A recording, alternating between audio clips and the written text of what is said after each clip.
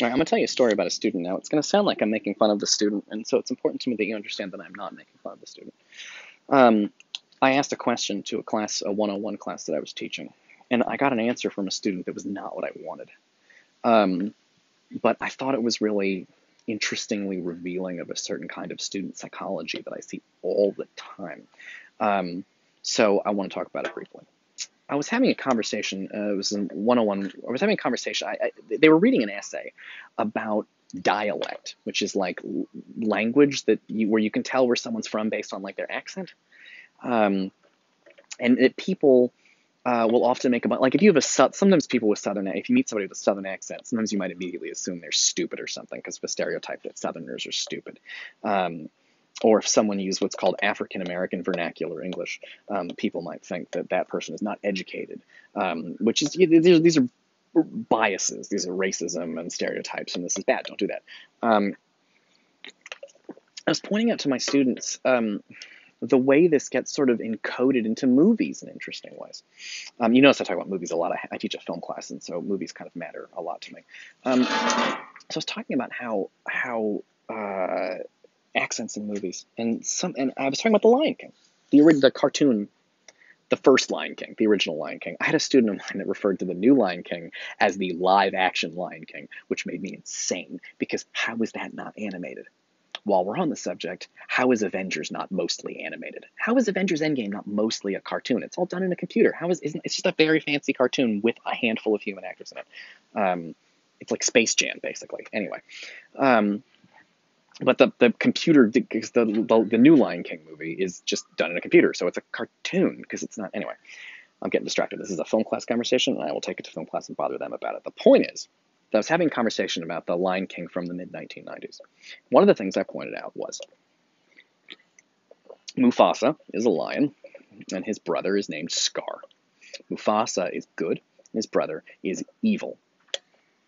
Oh, and by the way, for purposes of our class, please notice that the Lion King is basically Hamlet, right? It's the brother of the king kills the king, takes over the kingdom, and the king's son has to return to restore order and sort of get revenge.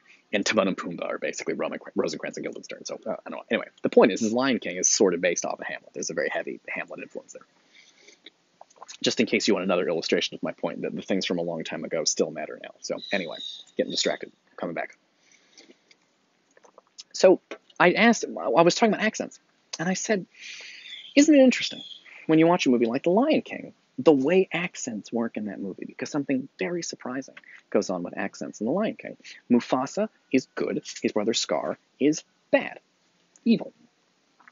Mufasa, who is voiced by an actor named James Earl Jones, has a rich American accent, a strong, rich American accent. His brother Scar has a British accent, and not just a British accent. His brother Scar is played by Jeremy Irons, who, by the way, might be my favorite actor of all time. He's in everything I care about. He plays Kafka. He's in Shakespeare plays. He played Ozymandias. He's in Lolita. He's in all this stuff that I care about. I totally love Jeremy Irons. But Jeremy Irons voices Scar.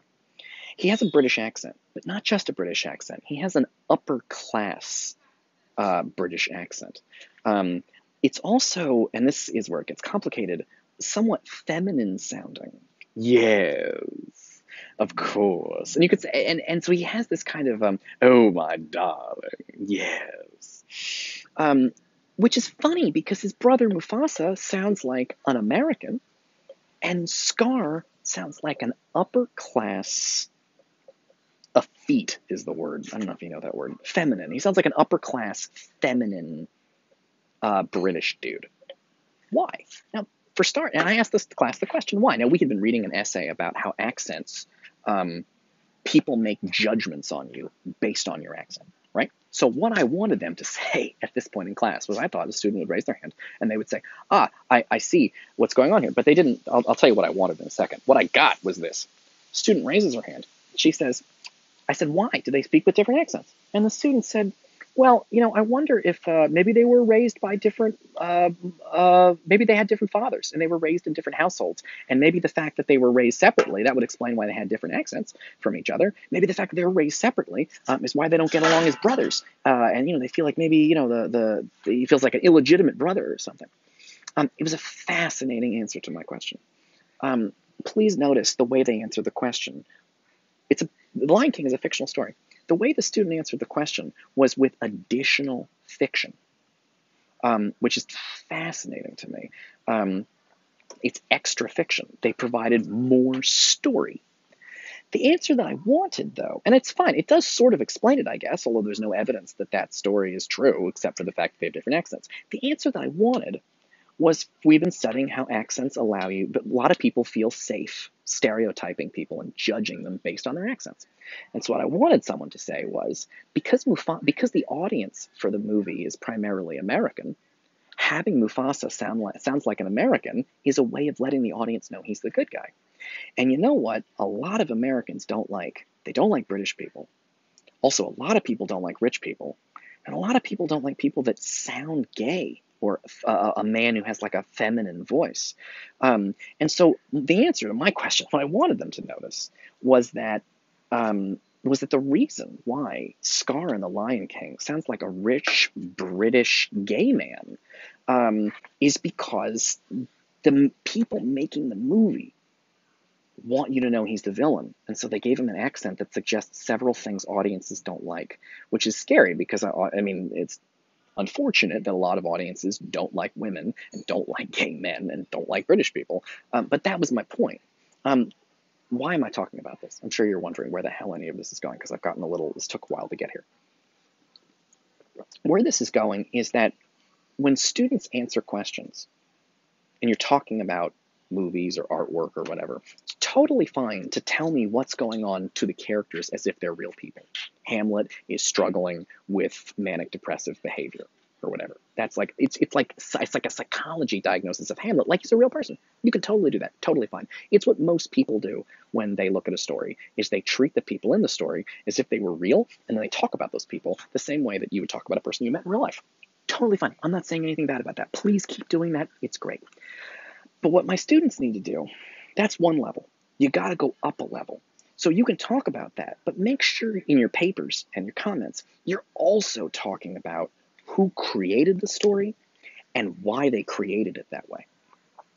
So it's not just it's not just about imagining why, if Mufasa and Scar were real, they might have different accents. It's also that someone is making this movie and he's trying to communicate something to the audience, and the way they do that is through casting. They took an American actor for Mufasa, the good guy, and they took a guy that sounded British and gay and rich, and they gave him the character of Scar. Why did they do that? Because they think that the audience is going to have stereotypes about why this character with those properties is bad.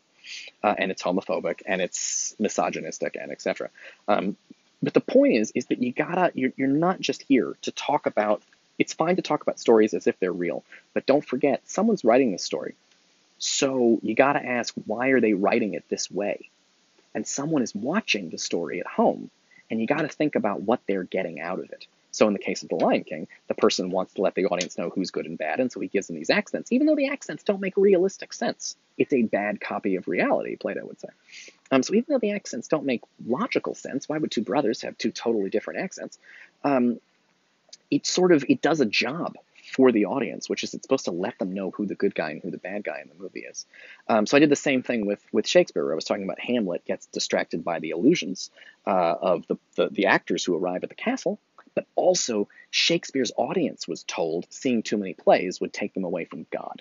So you want to make sure you talk about those two levels all the time in your papers and in your comments. It's totally fine to imagine that the world of the story is 100% true, but it is also very, very valuable, really very important to realize that it's being made by somebody. So you got to talk about the decisions the person made.